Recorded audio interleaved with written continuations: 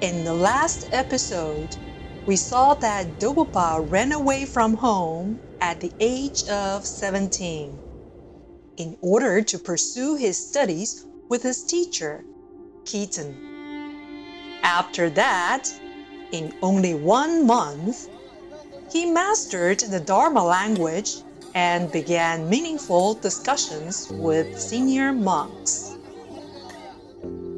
Among the 4 difficult subjects, that is, the vehicle of the perfections, epistemology, cosmology, and psychology, young monks at that time would choose one subject to concentrate on first. However, Dolpopa decided to study all 4 subjects simultaneously. His friends tried to dissuade him from this approach, for the apparent reason that this huge amount of knowledge could not be processed simultaneously by a normal young student. But Dolpopa ignored their advice and even added on the 5th subject of the Way of the Bodhisattva and several tantric texts such as Vajravadi Tantra and the Buddha-Kapala Tantra. Within only 1 year and a half, he would master the above 4 Mahayana subjects as well as their commentaries. We can imagine when other children were playing balls outside his window, with the frolicking noise penetrating his room, Dolpopa was single-mindedly absorbing the core teachings of Mahayana Buddhism.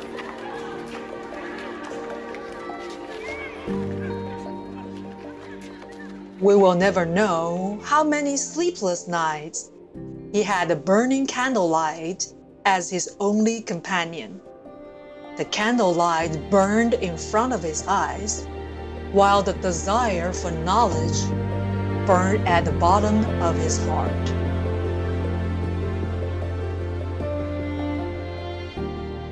But we know one thing about him that he did not know at that time. Let's take our eyes off this young monk's bag for now, and turn the camera to the scene several years later on the timeline.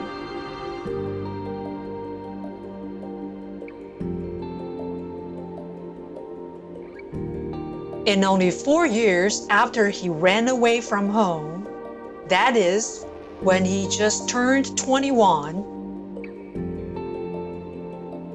he would ascend to the master's seat and begin giving lectures in public. He would teach Mahayana doctrines to monks decades older than him.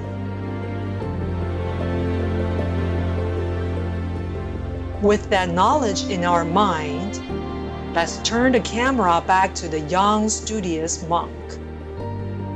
We now know why he had to digest so many Mahayana subjects in so short a period of time, why he insisted the lonely path, and why he went against all the advice.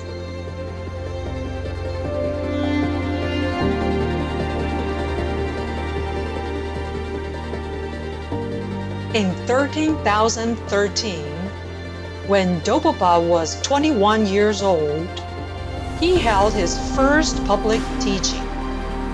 Yes, that's a barely legal age in many countries now. One thing that warms our heart is that his parents had heard his fame by this time. They came to his first teaching event and gave him a generous offering. They had now forgiven him for running away from home. His running away from home finally had a happy ending.